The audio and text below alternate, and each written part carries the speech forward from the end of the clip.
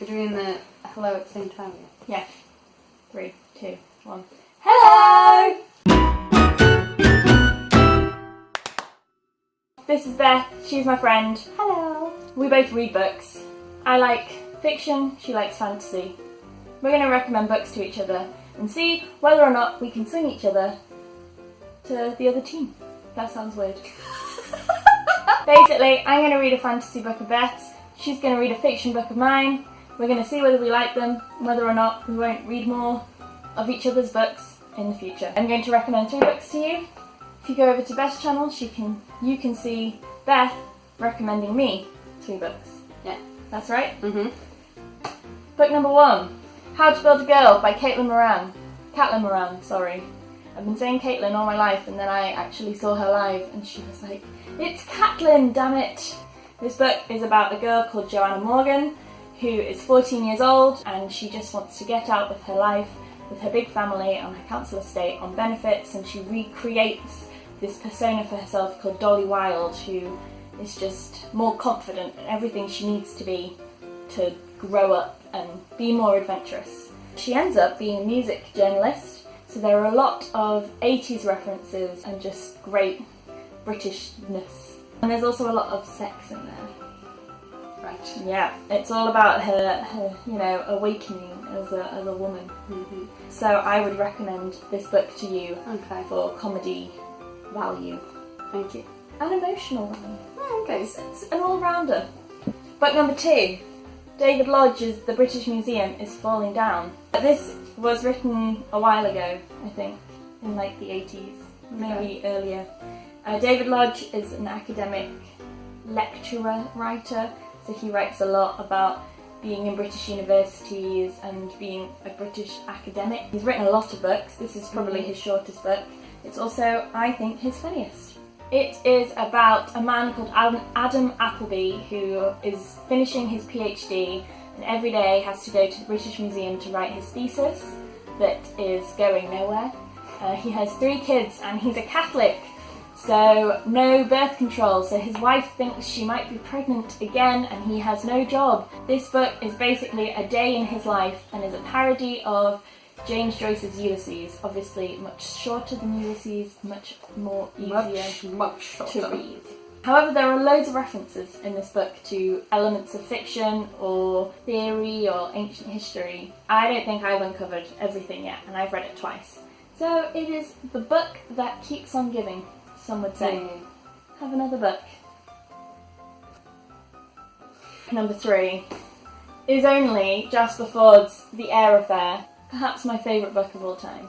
And yes, you should definitely read this book if you're going to read anything ever in your life. The Eyre Affair is the perfect book because it combines my love of war literature with my love of crime fiction, with my love of fiction.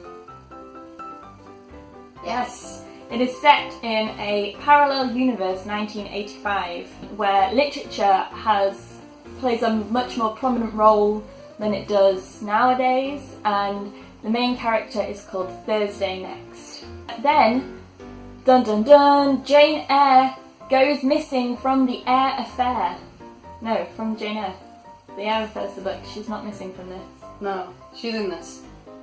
But she's not in the... She's not in Jane Eyre. She's not in Jane Eyre, but she's in this one. Yes. But she's not in the... It's a great book, and it's one of those books where there is about 100 things happening at the same time, and you're like, how are they going to resolve all of this? And then it just happens, and you just want to read more. This is my final book recommendation for you. Happy Christmas. Thank you. What is going to happen now is that Beth is going to read one of these books, she's going to vlog about it, and tell me what she thinks, and whether or not I have good taste. Intrigued? Yeah, stay tuned.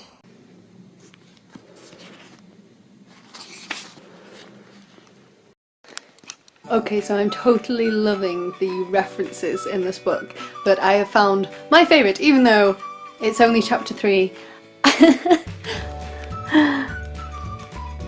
Rick Mayall as Lord Flashheart in Blackadder. It's me! Woof! I love Rick Mayall. He's the king, and I love that that's in this book. This morning I just wanted to reread the bit that me and Ellie both agree is just the most perfect description and the most memorable part of this book. I begin my tinkle and have the exciting chance to watch my face contort into sudden and total agony. Hello! This paste is apparently made of boiling poison. What's going on? What is this malfunction? As far as comedy goes, I think I need to be from Wolverhampton, really, to fully appreciate some of the humour in this book. Not that it lessens it slightly, but it's still funny, and I am really enjoying it. I just want to read this little bit because I don't think I've related to a character more in my entire life. As soon as you leave, we should be alright. We'll lose your child benefit, obviously, but to be honest, it's costing us more than £7.50 a week in loo roll. You use an extraordinary amount. All girls do, I say. Being a girl involves a lot of wiping. You have no idea. Joanna, you and me. So as I've been reading How to Build a Girl, I can't help but make comparisons between it and the Georgia Nicholson books. There's a lot of similarities between the two. For example, they're both semi-autobiographical. They are fiction, but they are kind of loosely based on the author's life. They're both about teenage girls growing up and, you know, boys and how to be a girl and, well, how to build a girl. There's a noticeable difference between how Joanna Morrigan in How to Build a Girl, you know, her main sort of priorities are making sure that her family don't end up in the poorhouse, so she needs to go and get a job and pursue her new career as a music journalist. Whereas in Georgia Nicholson, Georgia's more interested in herself and her friends, and, you know, all she cares about is boys and making herself look good for boys and all this kind of stuff, which I really enjoy. Without going too deep into this, it feels like it's almost something to do with a class divide, because obviously Joanna's from a working class background and she has a lot more, it seems, to worry about, or at least she feels that she has a lot more to worry about than Georgia. I don't think either one of these is better than the other. I have finished How to Build a Girl! Woo! And I thought it was amazing. I thought the ending was really good. It was definitely very satisfying. I did think that maybe the end would be she destroys the character of Dolly Wow that she creates, but I was satisfied with what happened nonetheless, even though that didn't happen. There's a bit with self-harm in it, which kind of came out of nowhere. At least it felt for me. She don't really talk about mental health as such prior. There's a few bits, but yeah, it was a bit. I thought the middle part and the last part were really good. I liked the first part. I just thought it was slower than the rest. I'm glad that I persevered, because if I hadn't got to the middle, I think I would have been dissatisfied. I like all the references to books, especially because it actually has in like the title of the book and the author and where it's published or whatever, so you can go look it up if you wanted to.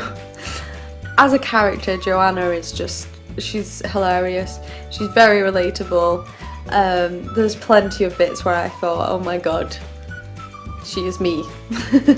There are some sections slash short chapters in the book where I felt they were a bit rambly. Like, I don't know if they added much to the actual content of the book other than you get the inner thoughts of Joanna, except it doesn't really feel like it's Joanna. It more or less just reads as Catelyn Moran going on some kind of tirade.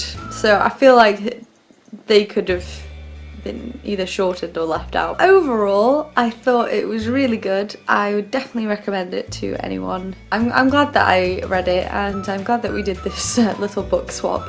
You should subscribe to Educating Elle and me, Witches Inc., and look out for our next book swap with each other and everything else that we've got going on. so many things. So I will see you on my channel or Ellie's channel in the near future. Bye! Oh! Do it again. Where's my teeth? Isn't the suspense so much to bear? You'll find out after this. There we go.